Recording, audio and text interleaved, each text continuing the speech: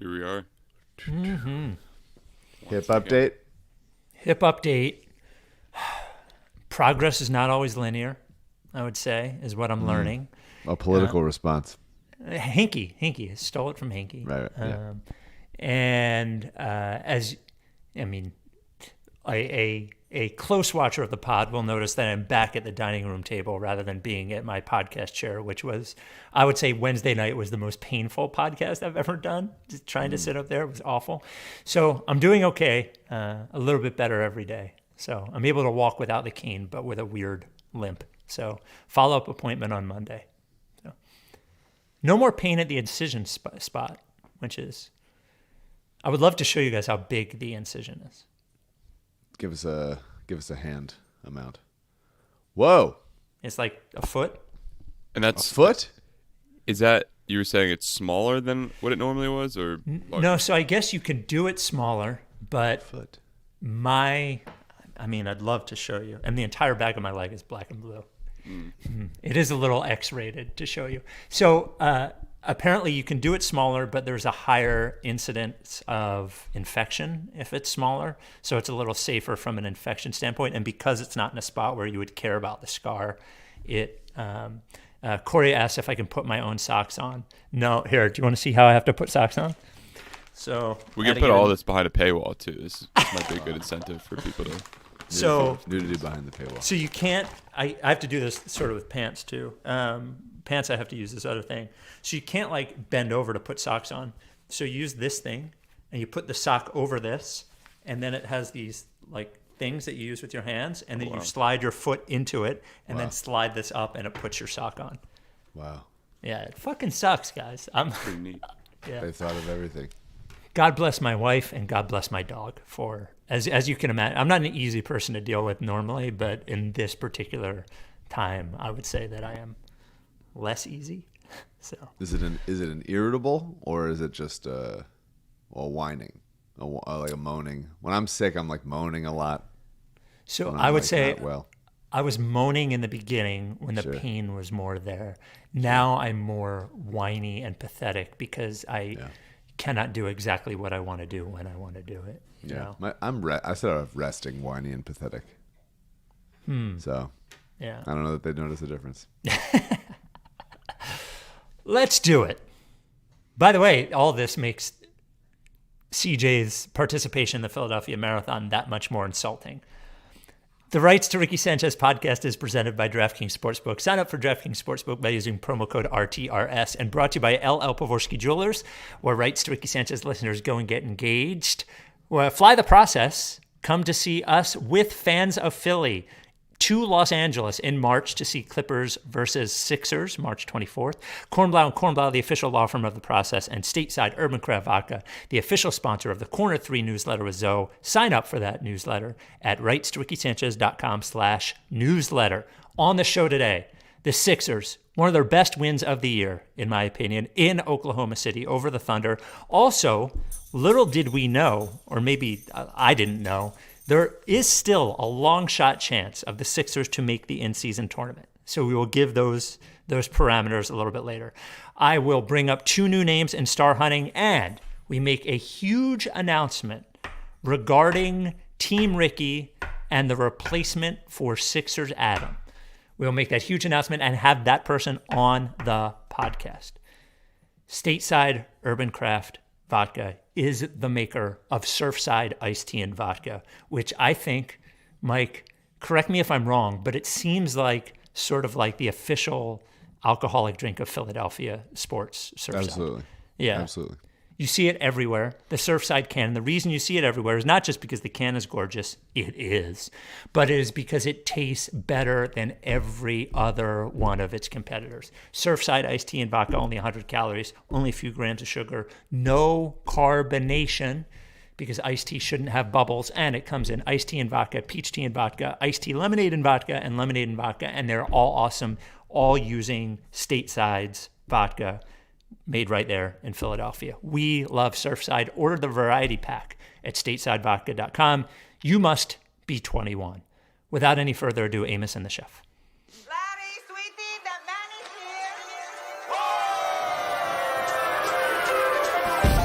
here.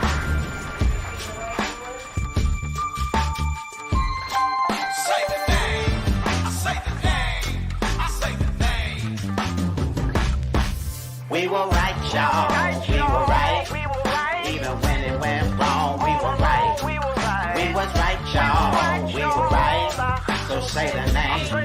Say the name. We were right, y'all. We were right. Even when it went wrong, we were right. We were right, y'all. We were right. So say the name. Say the name. Say the name. Say the name. Say the name. I say the name. I say the name. Say the name.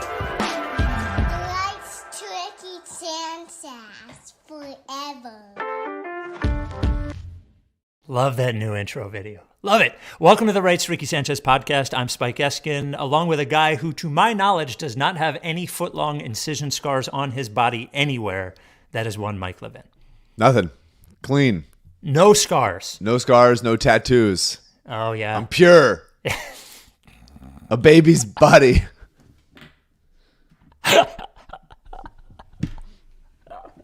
Here we go. Pure as a baby's body. That's what we're working with. That was a great win against the Thunder. I honestly, I actually was going into it thinking this is a loss. Then I looked at the DraftKings line. Sixers were 1-point favorite on the road. I was like, that's interesting. It's a little interesting. But what a good win over a really good team on the road, preventing the Sixers from losing 3 in a row, stopping the losing streak at 2. A great performance from Embiid, a great performance from Maxey. Just an overall, I thought, really, really solid win, both offensively and defensively, over a really good team. Excellent win. Yeah. I loved it. I love Yeah. this OKC team. So much fun. So cool. No Santa Clara Jalen Williams in this one, who's also very fun to watch, but a really, Yeah. really tough team in all. They can just beat you in so many ways. They play so together. And I thought the Sixers defense was excellent. Yes, I thought this I was, agree. I mean, I know they gave up 123 points, but it felt to me like they were, for the most part, tough shots. They weren't giving up easy looks. SGA was hitting a ton in the mid-range. I didn't feel like they overhelped. Weirdly, they only forced 4 turnovers. And to win a game against a good team when they only turn the ball over 4 times, I think is very unique. At least I don't know if it's good to only force 4 turnovers, but they certainly stayed together and stayed attached and didn't gamble. And they shot 44% from the field, limited offensive rebounds for the most part. It was just good. It was just good team. I felt but the best team defense we've seen in maybe since the first couple games of the season. Yeah, and they're an interesting team because on one end, they're like sort of big. Like they're a big team. Yep. But on the other end, they play with Chet at center, who is like sort of not big enough. And I thought, right away, Embiid not big enough for Joel. Not big enough for Joel in terms of playing against Joel. Yeah. Joel going against him right away. I don't know. I agree with you defensively. It looked like they competed the entire night, I thought, too. There weren't a ton of times where I felt like they blew coverages or anything. Yeah. It was just a really strong night. And starting with Embiid, I thought a really focused night from him. Honestly, a really focused game, both offensively and defensively.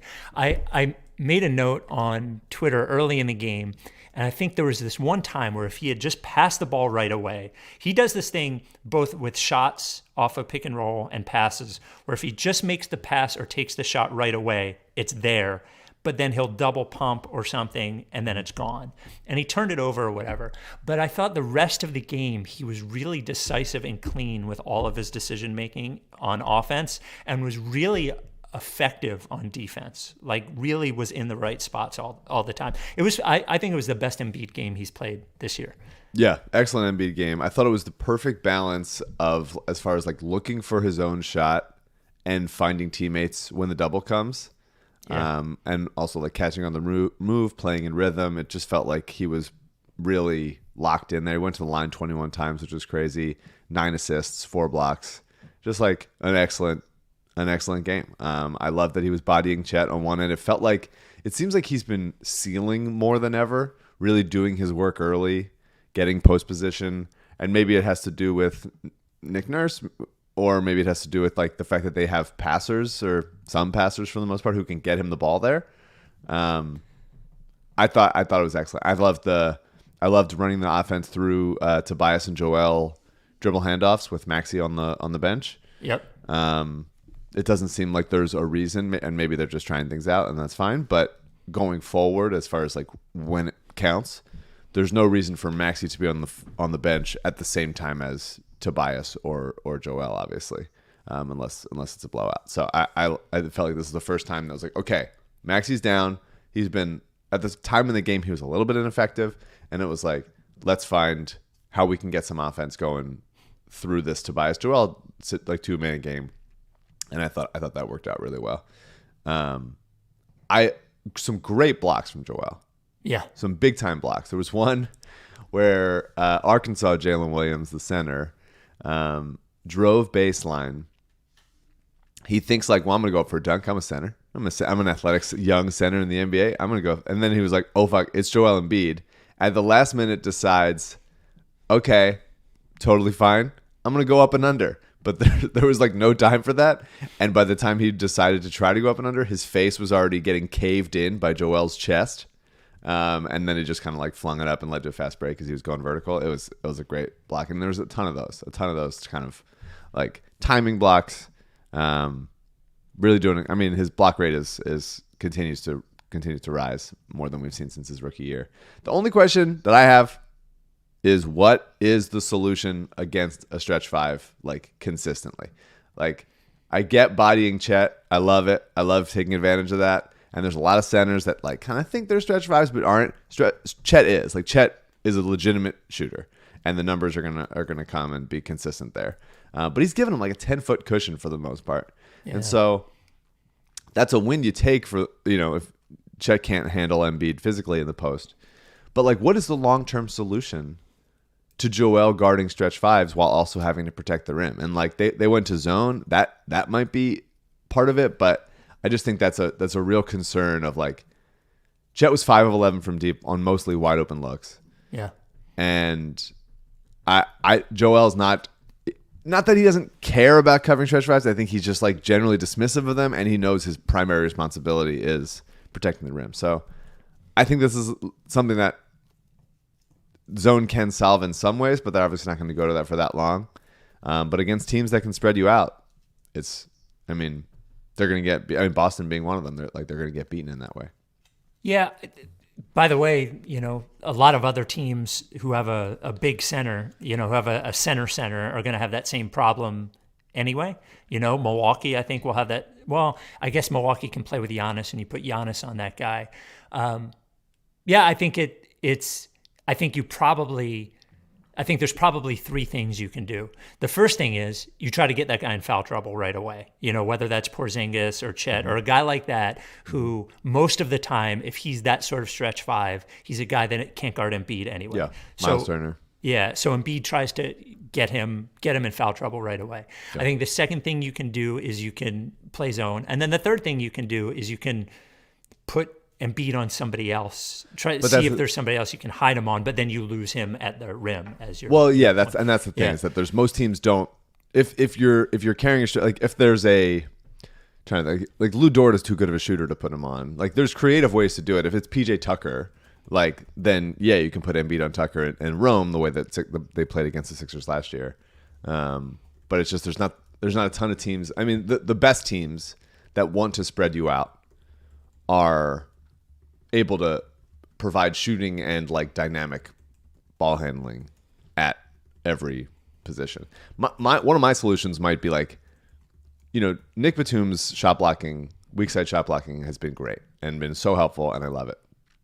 To me, it's like, maybe it's a play b-ball at the 4 thing, maybe it's a Batum thing, maybe it's a Covington thing, like having an additional weak side shot blocker so that Joel can feel like, okay, if I leave here, then there's at least somebody that's going to come back and provide some resistance at the rim. But I think it's going to be especially against Boston, I think to a lesser extent Milwaukee, because I actually really love Joel on Giannis, even though it's obviously taxing for him. And Brook Lopez is just nasty and so good and going to hit 27-footers shooting it high above his head. But I wonder, like that just has to be conversations with the coaching staff and with Joel as we're figuring it out, because that's gonna matter coming up. No, go ahead. No, I was just gonna talk about sponsor, and then we would Let's do talk it. about Maxey. Let's do it. The sponsor, the original sponsor. Mike, who is the first sponsor of the Ricky? LL. Had a meeting with them a couple days ago over Zoom. You gonna get married again? Gonna get married again. Different girl. I think you don't want to just mix it up, you know. No, we did a little ring resize situation, a little adjustment. I actually got the resizing things here. Look at this. Still got them. Oh, that way you don't have to be there. That way Yeah, she can so you just put her finger in the fire thing. it in there. Yeah. There you go. Yeah. Val actually has to go over there, get two things resized, and get her ring washed over there at LL Pavorsky Jewelers. The first ever sponsor of the Rights to Ricky Sanchez podcast, and the honorary member of the podcast, LL Pavorsky Jewelers. This is how much his personal service means to you. This is how much. I think this one thing is the biggest difference between him and every other jeweler. Every other jeweler, you walk in there, and there is a salesperson that is on you like glue, and pressure's the wrong word, but I would say it is not a comfortable atmosphere.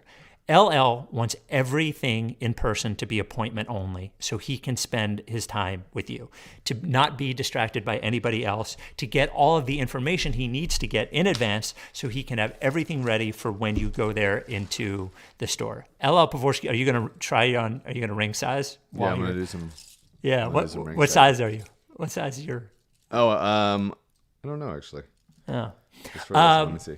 He wants to have an appointment with you. He's the only, over, I think, 330 Rights to Ricky Sanchez listeners have purchased engagement rings from Lee. He's the only person you can go Gotta to. get those numbers up. Yeah, we got to get, when we hit 400, Mike will get married yet again for a third right. time. Give him a call if you want an appointment, 215-627-2252. Send him an email, lee@llpavorsky.com. Tweet at him at llpavorsky. LL Pavorsky Jewelers, also a supporter of our charities, Providence Animal Center and Mama T's Community Fridge. LL Pavorsky Jewelers. Getting my finger stuck in all of these. I think I'm an 8 3/4. That sounds big. Maybe a big hands. Here we go. So Maxey had, we talked about Maxey's game against the Timberwolves being sort of less than stellar from his point of view. Yeah, tired. Probably not a great game run from him, and this was an excellent game. I wonder if you can help me decide. I feel like the first 8 minutes of every game, I'm like, where is Maxey? And I can't tell whether that is a good thing or a bad thing, in that I want him to be more aggressive. Like, if you're going to be one of the guys, you have to be one of the guys. But also sort of like that whole thing where a lead guard lets everybody get going before they get going. But overall, just an exceptional game from him. And offensively, I think it was the third quarter, he was excellent. Yeah, I wonder what it is. It does feel like the first quarter he sort of is a little more passive than he is the rest of the game, at least. Yeah. I wonder if it's like kind of like a really good running back, or a very fast or very physical running back, going like, I'm going to do my damage late in the game once you're tired. Yep. But I thought he bounced back, had a pretty good game. The assist numbers kind of tailing off a little bit as far as like easing, like manipulating defense, but I think he's still making good passes, even if the assists aren't always there. He had a couple really nice plays. There was a lefty reverse past Chet around SGA where he went to the other side of the rim. That was sick. And a couple moments where you go, we've been asking for those, like, give me that in between game from Maxey. Like, give me that like hesitation. Give me that like either it can't just be step backs or blow bys. Like, what else is there? Like, find or the floater, which is crazy. The sudden I'll never stop talking about how crazy the floater is, how good he is at that. The suddenness, like how quick he elevates into that, is wild, and he gets fouls off of that, all that stuff. But there were a couple mid-range moves with Lou Dort on him that were really, really nice, where he was just like kind of fading or leaning or like rose up quickly. He was a little bit offbeat, to not know, have a little bit of a disguise of when he's actually rising up. And I think the suddenness he can do that and stay controlled is really nice. And I just really love him filling a lane in transition. Obviously, he's a one-man transition all by himself. because he's so fast and so good at finishing at the rim with either hand. But when somebody else is running transition, whether it's Melton or Tobias or Embiid sometimes, he can just fill a lane and either be like streaking down the side or sprinting to the corner, and he can hit that corner three on the move. Tobias found him one time.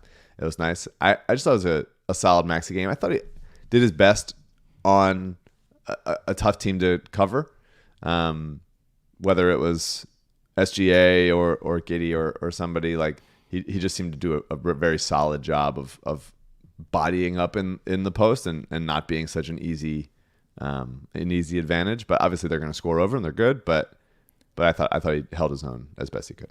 Yeah, I thought so too. I thought,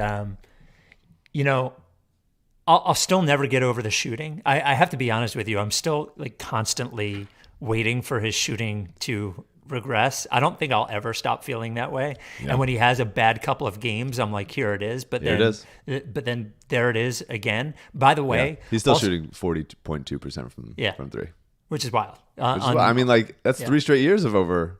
He was the past 2 years. He was well over 40, 42.7, 43.4. And now he's on higher volume, 7.9 a game over 40. I mean, he's just great. And he's shooting about 90% from the line. It's unreal, dude.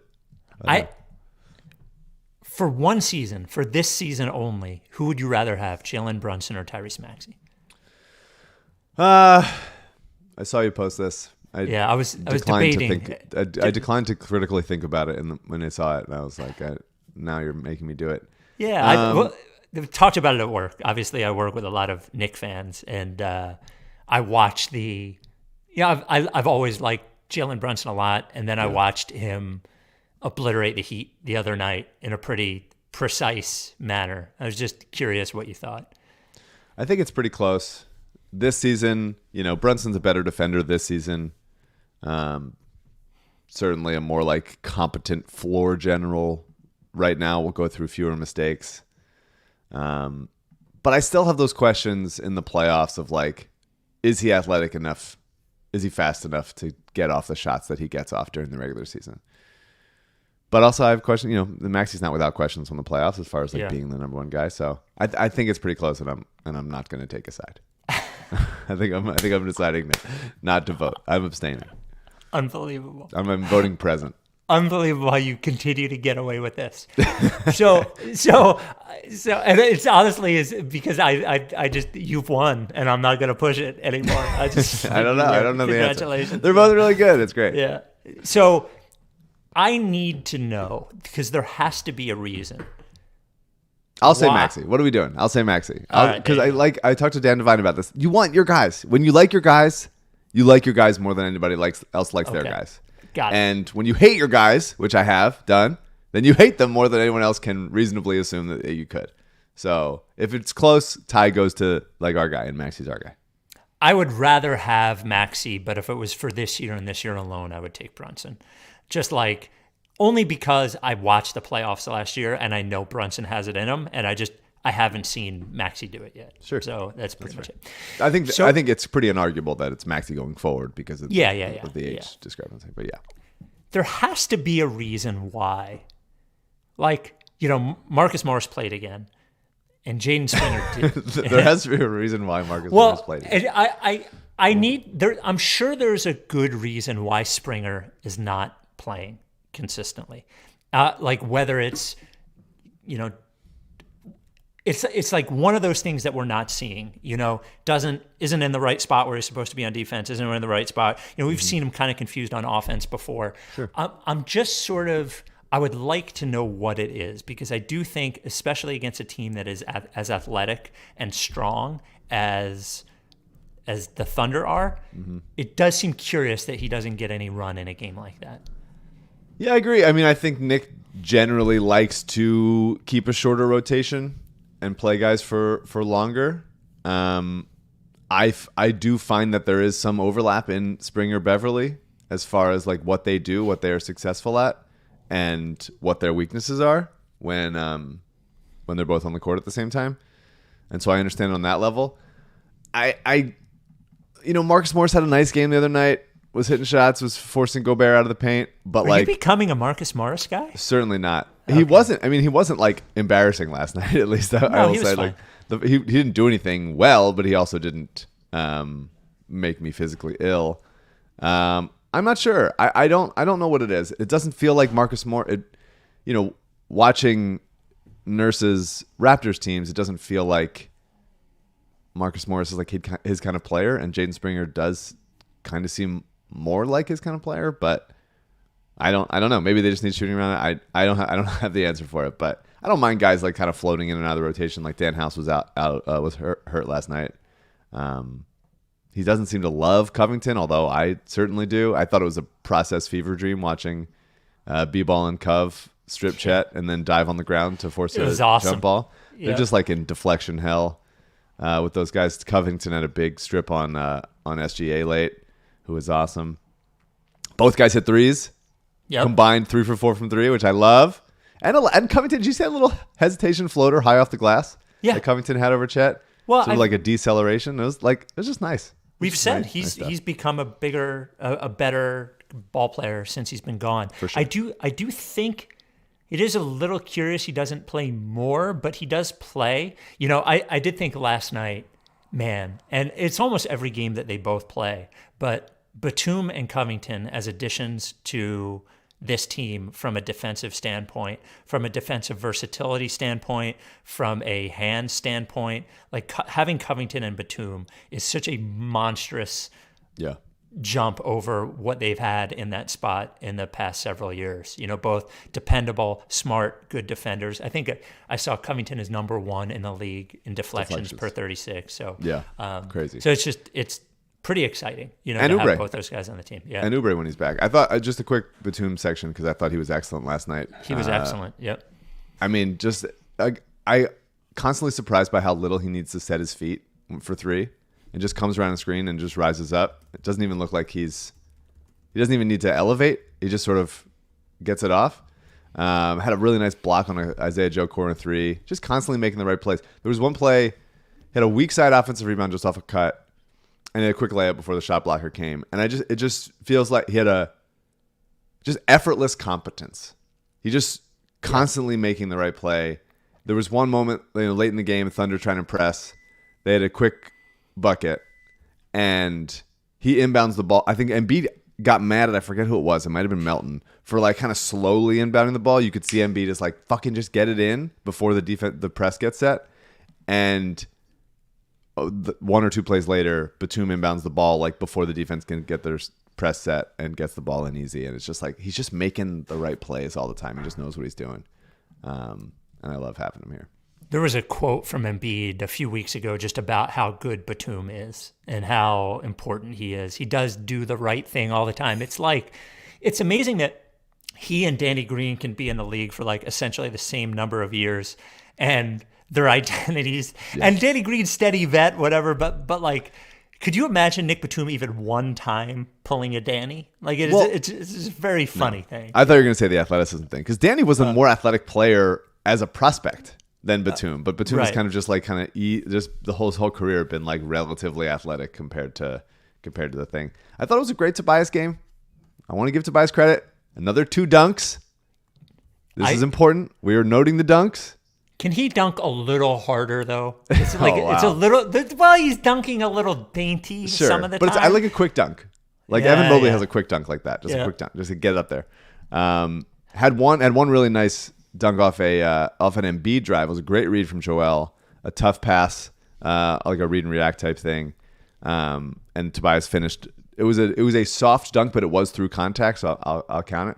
And he had I think this is. I'm noting Tobias's dunks, and I'm noting Tobias's like smart passes, because he's constantly the player on the team who is unwilling to make the tight window pass, unwilling to make the like, oh, that's a contested pass type thing.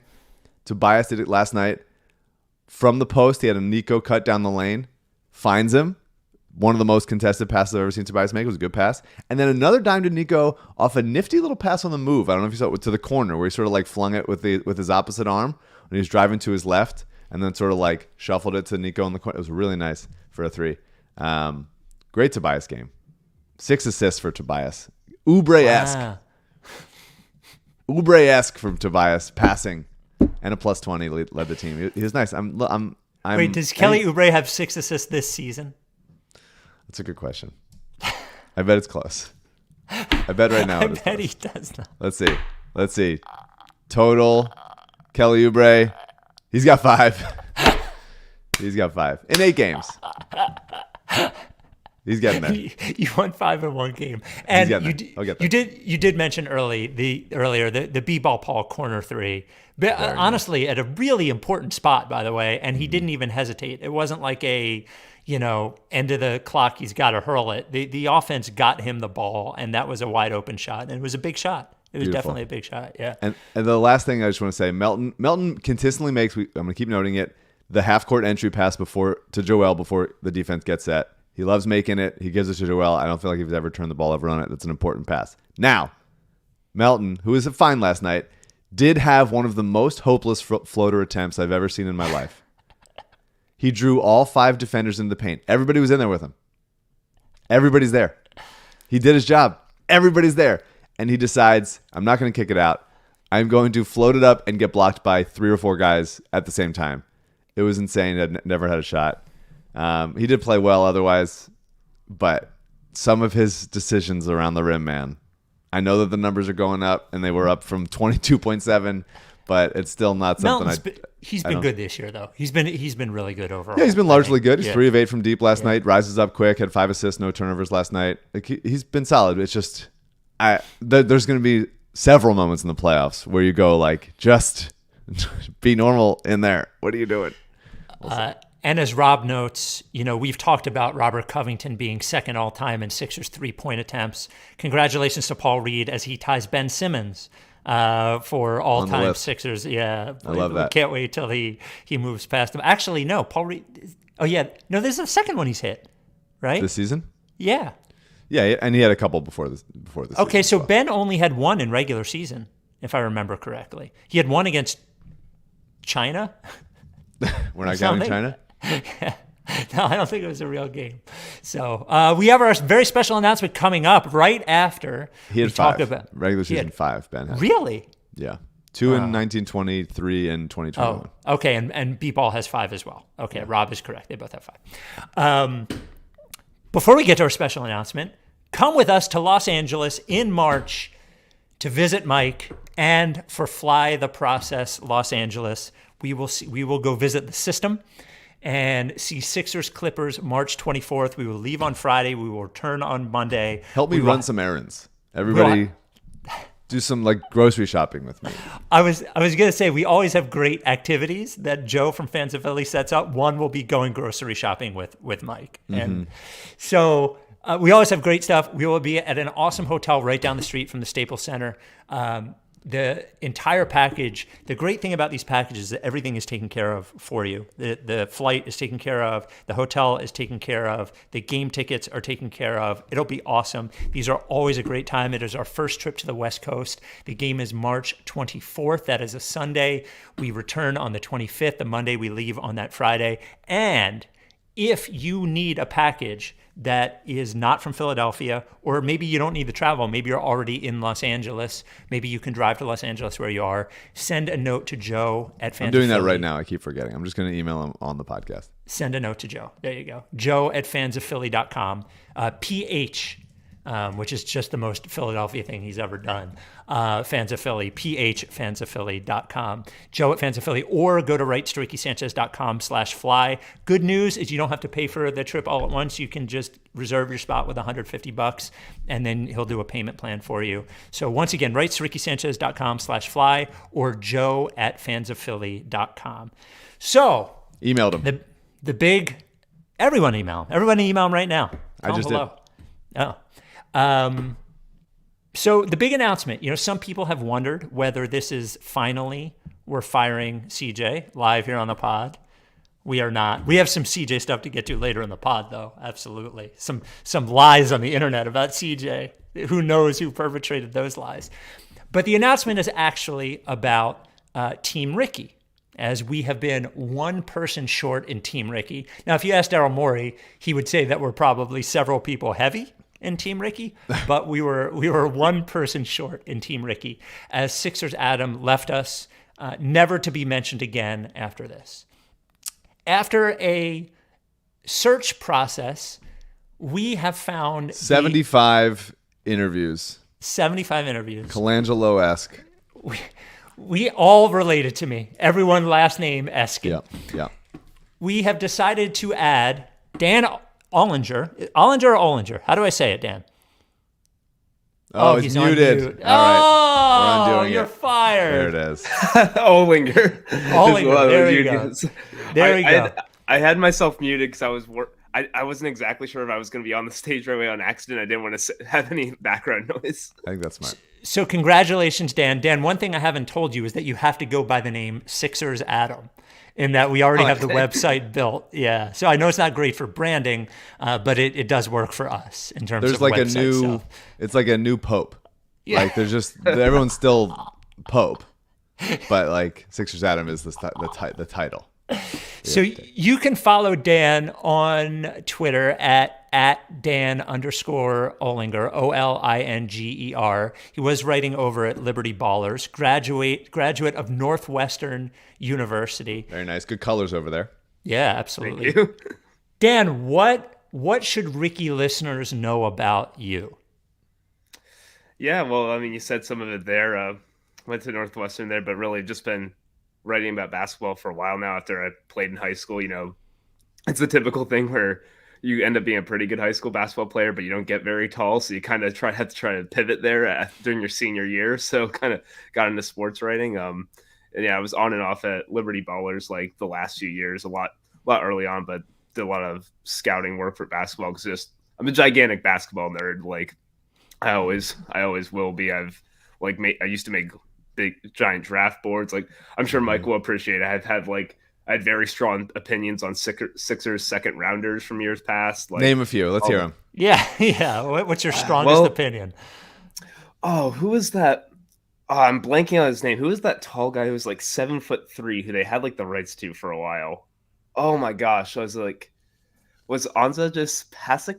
Pasechniks was. Yeah, Pasechniks. I could never say that name. He wasn't good enough to deserve his name. No, it's honestly not his fault that he was drafted in the first round that the Sixers, that Colangelo traded up to take a guy just because they're like, well, we need a stash. We don't have any roster spots, so let's just like burn assets.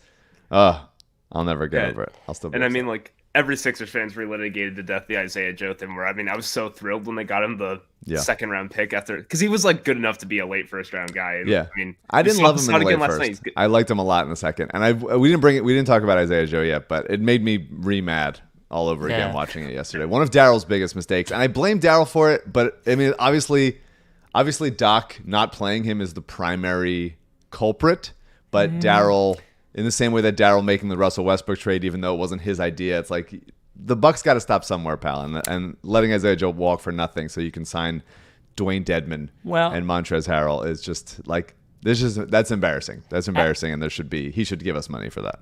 Actually, I'd like to present the other side here, Mike, because they did have an open roster spot, but they were able to duck the tax. Right, the ducking of the tax, of course. I guess when you're looking at them side by side, if you're to do pluses and minuses, yes, Isaiah Joe is an athletic wing who can shoot, sharpshooter, which I think the Sixers are probably missing one sharpshooter, and he was under team control for several years. But on the other hand, they ducked the tax. Yeah. So what do you think? I just feel like all of us deserve some of that money, I guess is what I'm saying. If we're covering the team and you get to duck the tax, we have to talk about how you've ducked the tax. Pay us for it. Dan, some background information on you. Were you or were you not a Ben Simmons guy? I'm going to guess yes. I mean, I was like most Sixers fans, I feel like up and down where, you know, like I would justify a lot of it early on, like especially the last 16 games of his rookie season when Embiid were hurt, like the last 16 games. Yeah. Talking about those last 16 games. In my defense, I was like, I myself was 16 years old at the time. I didn't know any better. So I was there. A lot of justifications were made by all of us. So I thought he was like the truth. But then, you know, the Celtics series reveals a lot. Then the Raptors series reveals a lot. He had that great 2020 season. Like, I think the 2020 season where Joel I think was one of his more disappointing ones for Embiid as a Sixer because just with Horford and how bad their spacing was, like it just didn't work for him.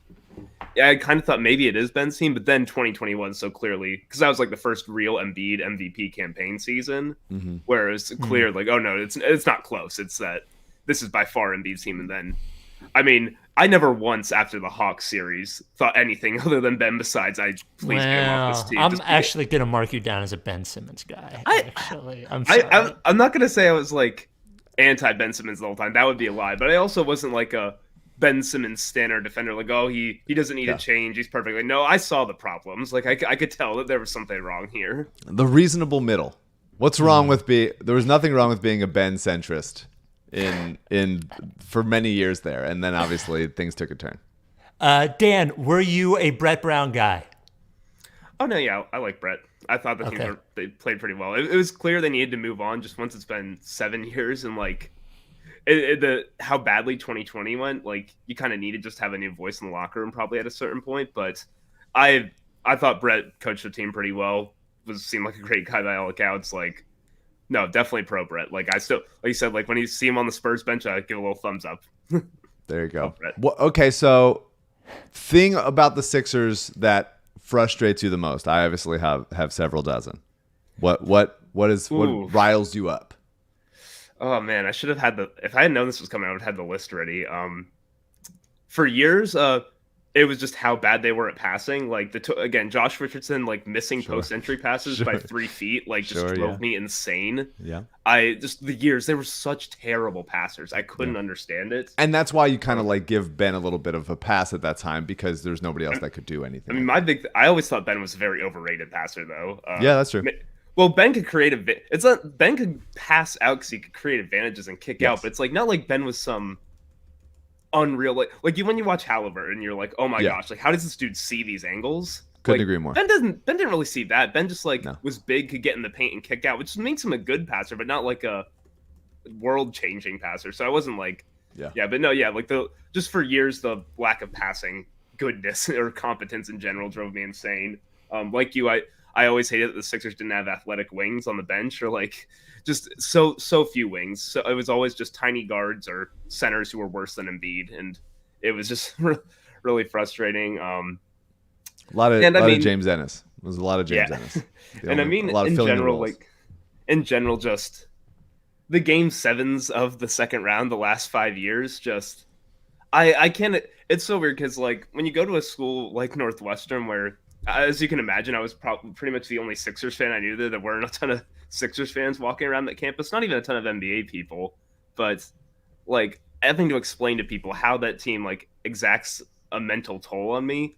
And that I always, like, I remember after Game 5, they all felt so confident, my friends. Like, oh, they're going to do it. They're going to do it. I was so, like, telling them, please don't say anything. Don't talk to me. Like, I do. Or after Game 6, like, oh no, they still got a chance. And I was so like, oh, it's done. Like Game 6 was the chance. Like, so it's really just the dangling it out in front of me, always convincing me that they can do something different. I mean, they're doing it again this season. They've looked great, but it's just always it's the same thing of just always being the perennially 5th best team in the NBA can be a very frustrating existence at times. If Sixers Adam, if I had video proof that he had stolen something important from me, like an important like keepsake, that is a lot in value, but even more in emotional value, and I pointed him out to you, would you beat him up if I asked you to? Wow. I have met Adam, and I mean, I'm a good bit taller than him, so maybe I could do it. There we go. I don't think I would. I could and would are different things. Okay, all right, but you believe you could. Adam can tell me if I'm wrong. I think I might be able to. No, I like Adam. I'm friends with Adam. I like Adam. Okay, All right, okay. Wow, CJ running a Ricky Sanchez fight club. Yeah, you have to determine. Fucking desert island guy trying to now pivoting. Ridiculous. So, my final question, and I just asked ChatGPT, and none of the answers are good, but you're going to have to come up with a name for your column. Now, we're posting your first column ever as we speak. I will actually post it as we're speaking. It's about Tyrese Maxey as a top 20 player in the NBA this year. But, Sixers Adam had a name for his column. It was Normal Column. Andrew Underberger's is If Not, Pick Will Convey as 2 second rounders. Mike is The Good O'Connor, but you're going to need a name for your column that we do approve of. So you're going to have to start working on that if you haven't already. I mean, yeah, I definitely need one. It's hard because I think I was texting MOC about it because I've read his thing about when he used. I mean, his is The Good O'Connor, but he had the 4 thoughts thing, and just any writing I've done in the past is sometimes it's been as just obsessive little details. So it's just been 4 thoughts, but that's not really a obsessive little details is not a bad name. Obsessive Little Details, I like. I think Mike may have just named it. That could be it. It sounds like you're just describing a condition I have. Well, that's welcome to the club. Yeah. Welcome to the team. Well, Dan, we're going to post this right now. Welcome to the team. Do not fuck it up at all. And we're happy to have you. We're happy to have you. We're looking for you to clear out your lane. For you to ask questions at press conferences like Sixers Adam does. Your first job, I think, will be to ask a better question than Sixers Adam ever asked. Wow. Yeah, your very first question. So put that on the list. If people want, I will. The first thing I'll ask Nick Nurse is about why is Marcus Morris getting minutes? Because you're asking about what's frustrating me. That is number one right now.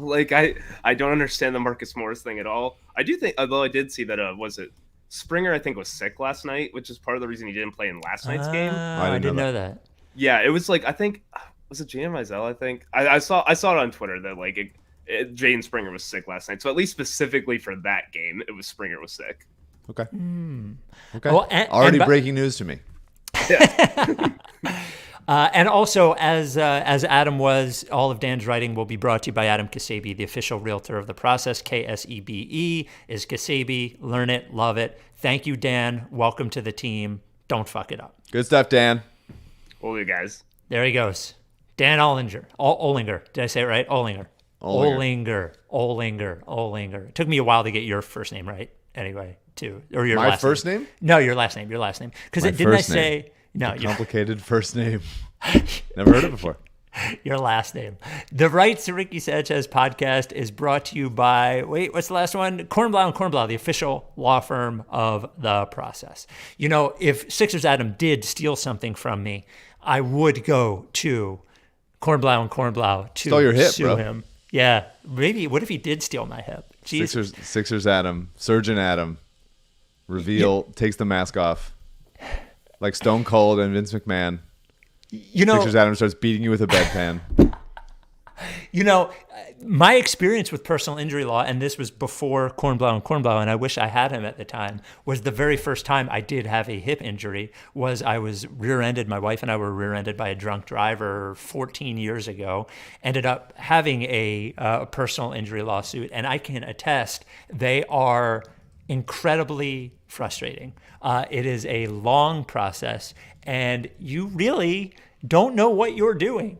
You need an expert in that field, and Kornblau and Kornblau, Adam Kornblau, is an expert in that field, has a passion for it like I've never seen before, and most importantly, you're going to get the sort of personal care that you're not going to get with most of the personal injury law firms that you see advertised. You know how when you'll see one of those commercials or hear one of those commercials or even see a billboard, it'll say this person isn't licensed to practice in Pennsylvania? What kind of bullshit is that? You're advertising in Pennsylvania. Yeah. And the truth is when you call those law firms, they're really just referral services. It's not really the law firm that you're dealing with. With Kornblau and Kornblau, if you call Adam Kornblau, you get a Kornblau, an expert in personal injury law, specializing in medical malpractice for over 40 years. Kornblau and Kornblau is boutique personal injury law firm, meaning he is the one taking care of you. They have offices all over the Delaware Valley, but if you want him to come to your house, he will come to your house and do it there. House calls from a personal injury lawyer. If you've been hurt, slip and fall, injured at work, car accident, whatever it be, medical malpractice, if you are hurt and somebody else could be at fault, it doesn't cost you anything to shoot Adam an email or give him a call. The phone number, 215-576-7200. Ask for Adam or email Kornblau at kornblau.com. Kornblau and Kornblau, the official law firm of the process. So before we get to a quick episode of Star Hunter, I want to address a controversy that's been happening on the internet over the last couple of days. CJ, could you bring up the Instagram post from the Rights to Ricky Sanchez podcast Instagram from when you ran the Philadelphia Marathon? I take it was last weekend or the weekend before. Congratulations to our own Jason Lipschitz, by the way, who ran the half marathon with a hamstring pull, which is shows that he is incredibly impressive. We're still waiting on CJ to bring up this post. Yeah, I'm not logged in on Instagram on my laptop. I'm trying to see. Can I bring the image out in another? I'm going to put it in another doc. Okay. So what the image is, and we'll post it in a second, is the image at the end of the Philadelphia Marathon, and CJ smiling, wearing a Rights to Ricky Sanchez hat, and holding up a medal. And Beautiful smile. A beautiful smile. And the caption says, "Congratulations to our own, CJ for running the Philadelphia Marathon and finishing first overall." And then a bunch of Rights to Ricky Sanchez listeners congratulating CJ on finishing first overall. Look, CJ has access to the Rights to Ricky Sanchez Instagram account. Unfortunately, you don't have different users, so you can't really tell who posted it. CJ did not finish first in the Philadelphia Marathon. In fact, Mike, CJ finished over 2 hours behind the first place finisher in the Philadelphia Marathon. And the question being, A, how could anyone actually believe that CJ finished first? But B, why would CJ post this and say that he won the marathon? CJ? Yeah, well, it was close for sure. I think I didn't finish first overall, but I was. Yeah, like the game was closer than the final score looked. Yeah, I think I finished 8,000 and like 200th place, which Right is there. pretty close for sure. Yeah, I don't know how I did this notoriously. I'm just always on Instagram posting content about myself on the Ricky Instagram. So Yeah. I thought this one. Wearing the Ricky hat. Yeah. Yeah. It was a little bizarre for me running the race because you see my name is on the bib. Everyone's name is on their bib. And pretty consistently people are screaming at you like while you're running. So I'm doing a double take every time like, oh fuck, like do they know me from the pod, or is this just like my name's on my bib? Like of course they're gonna The eternal question. Yeah. So that made me a little paranoid throughout the race. But yeah, I thought no one would notice that I slipped that in there. But yeah. But they did. Yep. They're smart. Big deal. Yeah. Congratulations, CJ. Running a marathon, very, very difficult. Big stuff. Yeah, big stuff. Didn't come in first, though. Had to lie about it.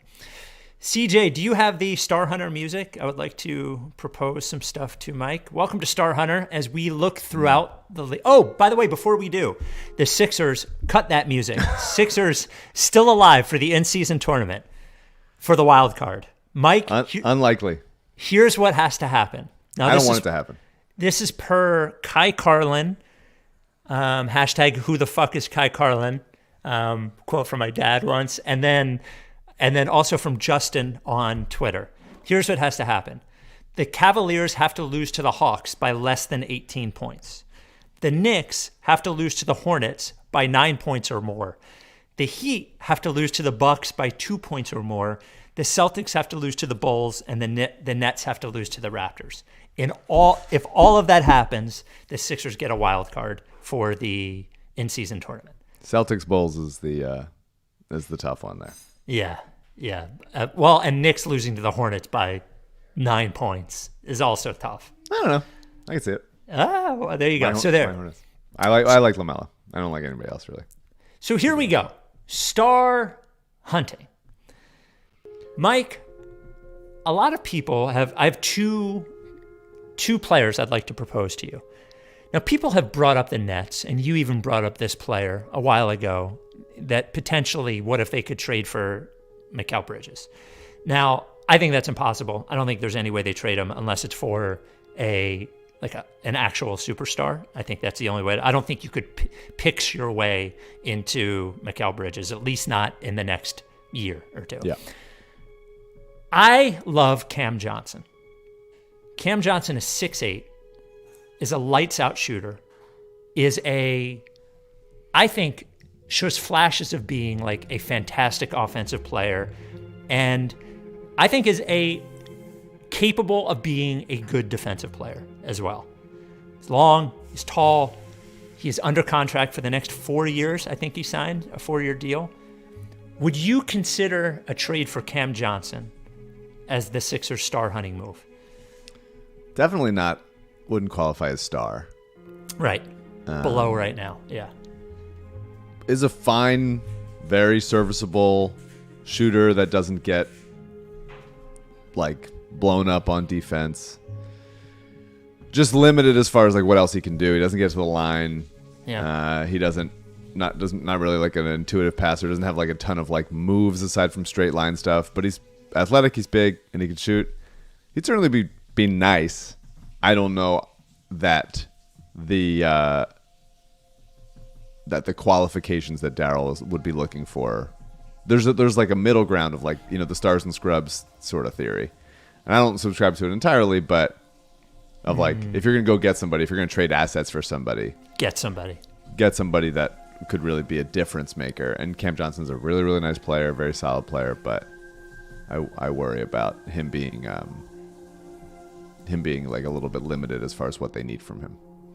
So when I say star hunting, I understand what you're saying. I do probably like him more than most. And he's 27. It's not like he's 23. If he was 23, it might be a little bit different. But he's very good. Very good starter. I think we've extended star hunting to the trade this year or whatever. So let me bring up another player. And I think there's probably one reason why you would say no. But, the Charlotte Hornets are terrible.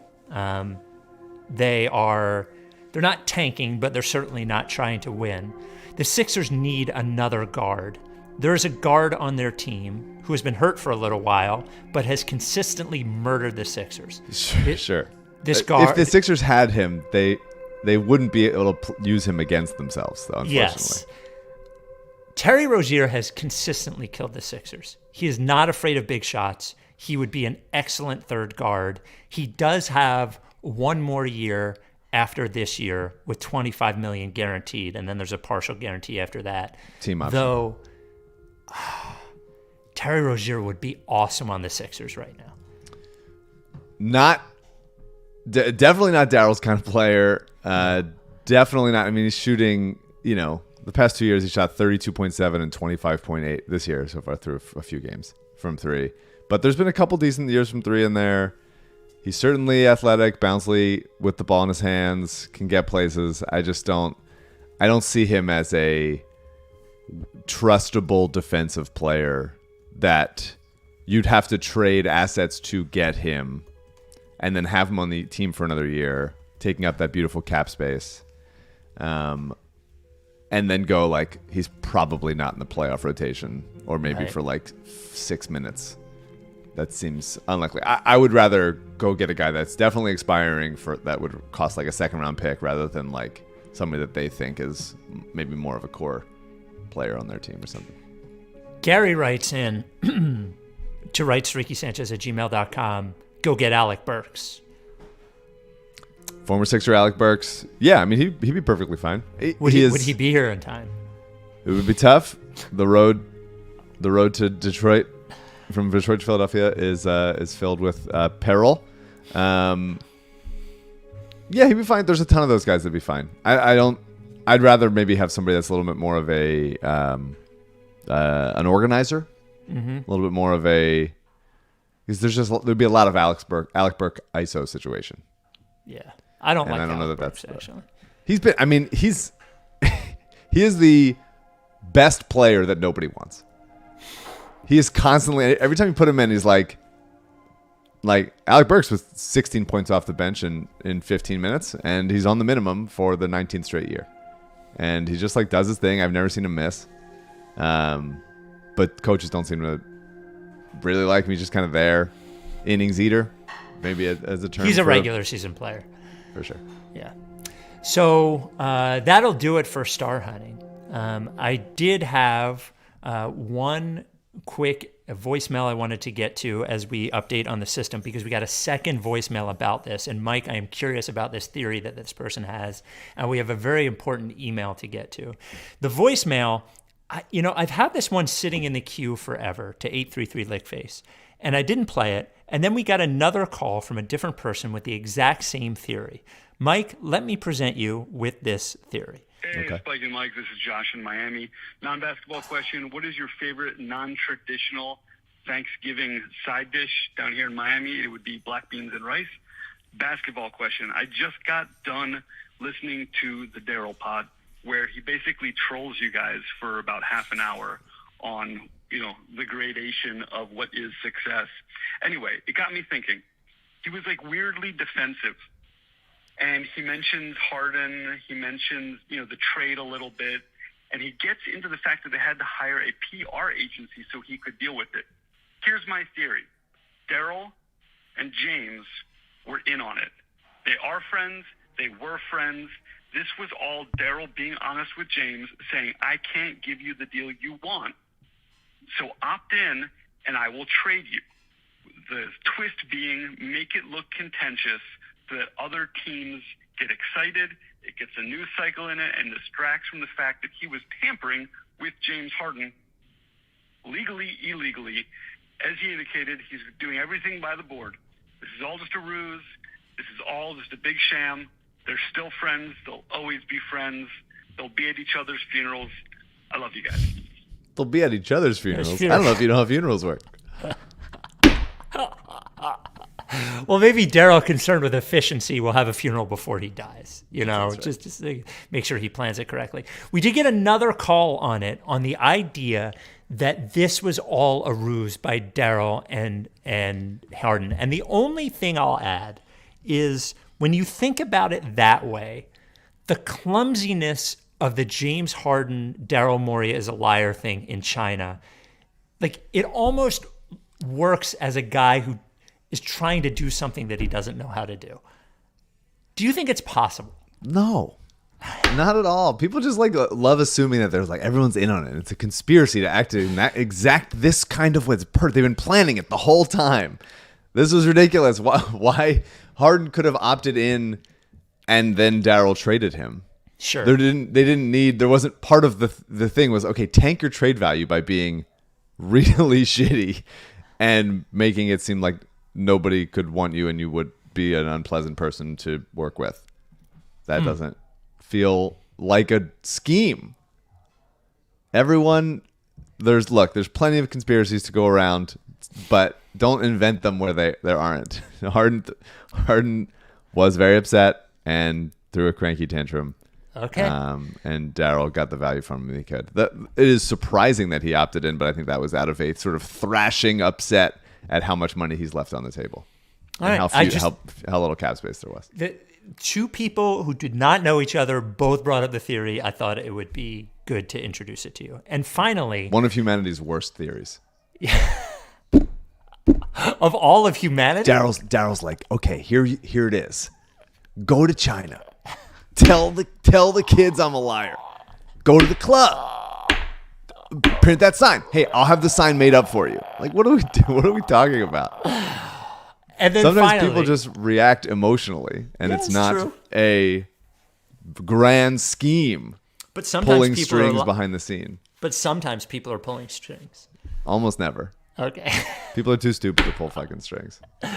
And then finally, this comes from Shri to Rights To Ricky Sanchez at gmail.com. Non-basketball question, more for Mike, but for both.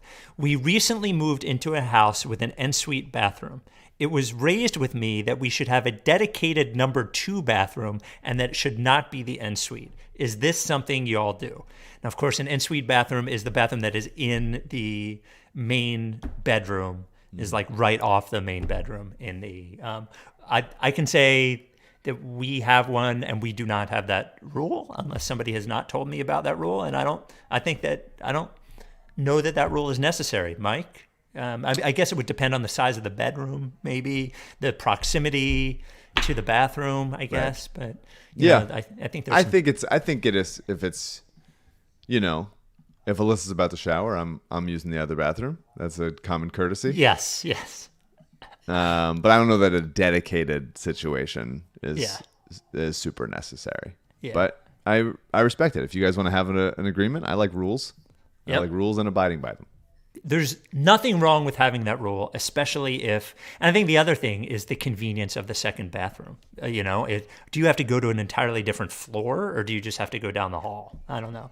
What if you have a replacement hip and it's hard for you to get up and downstairs? What if you have a replacement hip? A lot of relatable, more and more. Everyone's saying. This is happening for people. All right. Everyone's getting their hips replaced, hips swapped. So the Sixers play Monday. They play the Lakers. Mm-hmm. And then... And this is always I haven't looked at the Sixers schedule. And then Wednesday, we will do a pod after the game against the Pelicans. Pelicans Wednesday. Fun games ahead. Interesting vibe.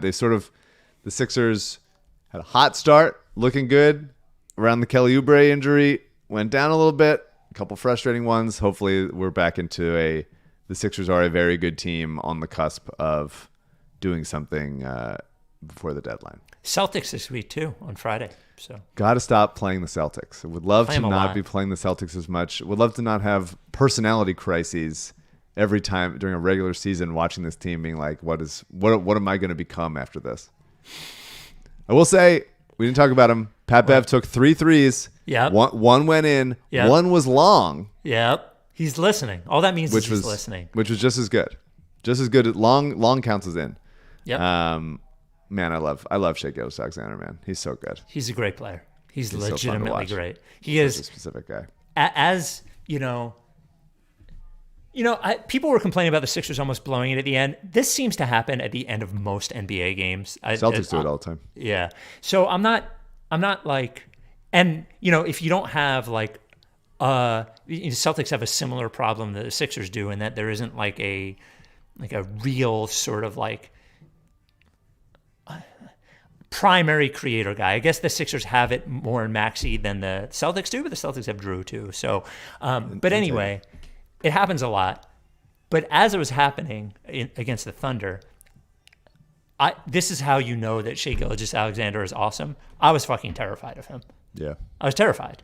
Like absolutely terrified. If you watch that game they played against the Warriors the other night, I know everyone saw the Chet 3, and the Chet 3 was great, but what Gilgeous-Alexander did to them in the fourth quarter and overtime was obscene.